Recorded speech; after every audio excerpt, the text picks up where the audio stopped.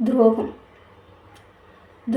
இப்போ நம்மளுக்கு துரோகம் பண்ணிட்டு நம்ம முன்னாடி அவங்க சந்தோஷமாக இருக்காங்க, குடும்பத்தோடு சந்தோஷமாக இருக்காங்க, நிம்மதியாக இருக்காங்க, செல்வ செழிப்போடு இருக்காங்க, நினச்சதெல்லாம் அடையிறாங்க, நினச்சதெல்லாம் நடத்தி காட்டுறாங்க அப்படின்னு சொல்லிட்டு நீங்கள் ஃபீல் பண்ணுறீங்களா? கவலைப்படுறீங்களா? அழுகுறீங்களா? எதுவுமே பண்ணாதீங்க, ஃபீல் பண்ணாதீங்க, கவலைப்படாதீங்க, அழுகாதீங்க. கர்மா தூங்காது.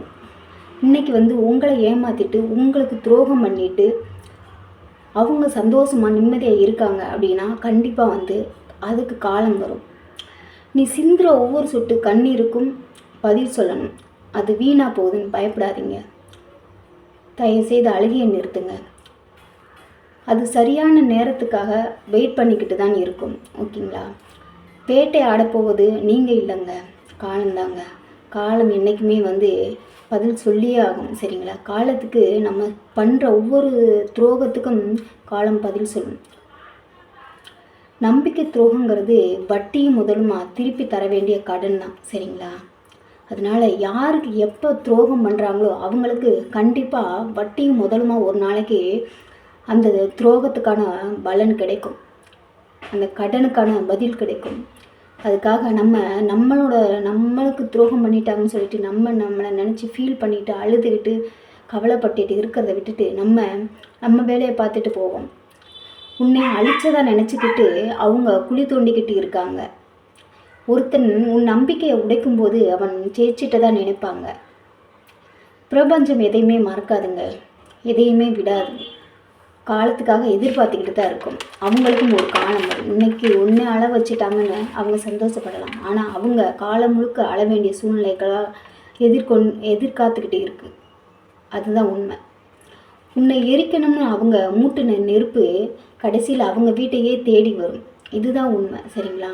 நீங்கள் எதையும் நினச்சி ஃபீல் பண்ணாதீங்க. உங்களுக்கு துரோகம் பண்ணிட்டாங்க, உங்களை கஷ்டப்படுத்திட்டாங்க, உங்கள் குடும்பத்தை பிரிச்சுட்டாங்க, உங்களை வாழ்க்கையவே செதைச்சிட்டாங்க அப்படின்னு சொல்லிட்டு ஃபீல் பண்ணாதீங்க. சரிங்களா?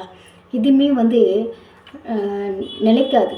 இப்படி பண்ணுறவங்க அவங்களோட பாவ கணக்கை அதிகமாக கூட்டிக்கிட்டே போகிறாங்க அப்படின்னு தான் அர்த்தம். சரிங்களா?